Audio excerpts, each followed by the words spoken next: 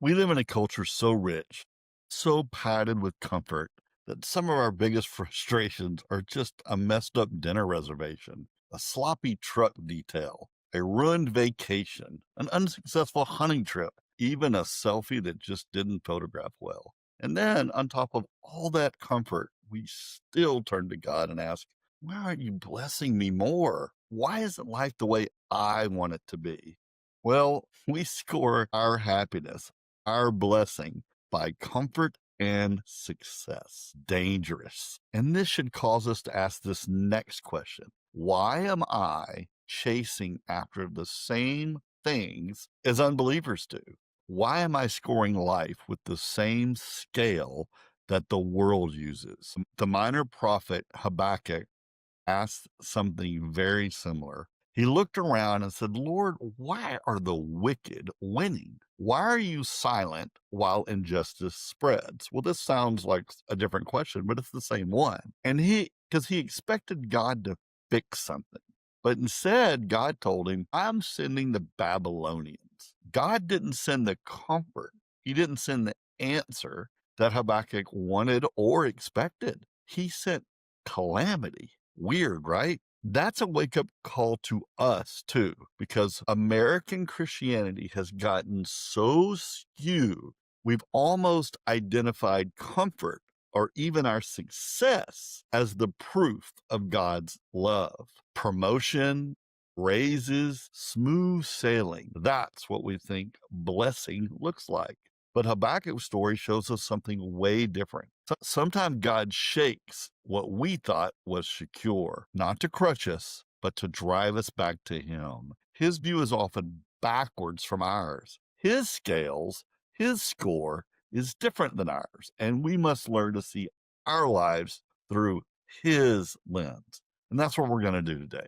Let me set the table. We American Christians are very cloudy of our view of Christianity. We were born into it, and it blends in with our culture.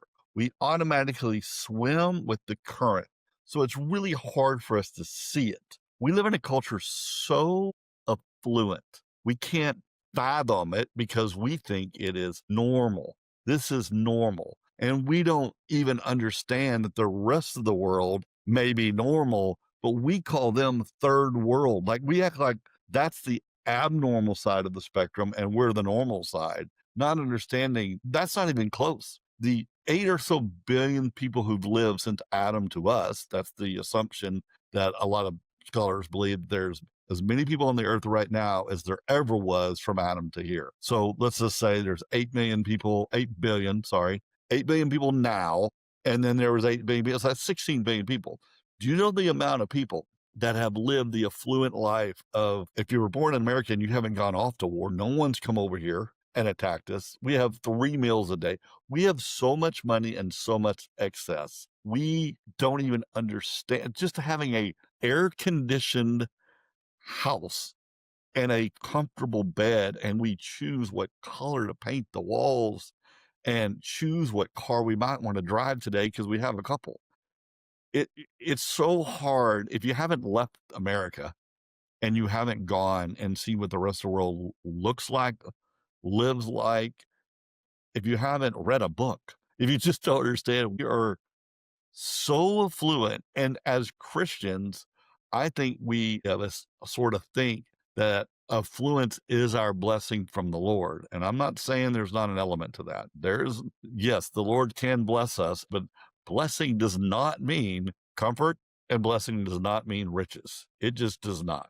Hey, it's Todd Turner. Are you struggling with life after your divorce? I've created a divorce recovery class just for you. It's filled with honest, raw, real content to help you walk through your divorce healing. Enroll today at ToddTurner.com. There's more where this came from. Stick around. You got this.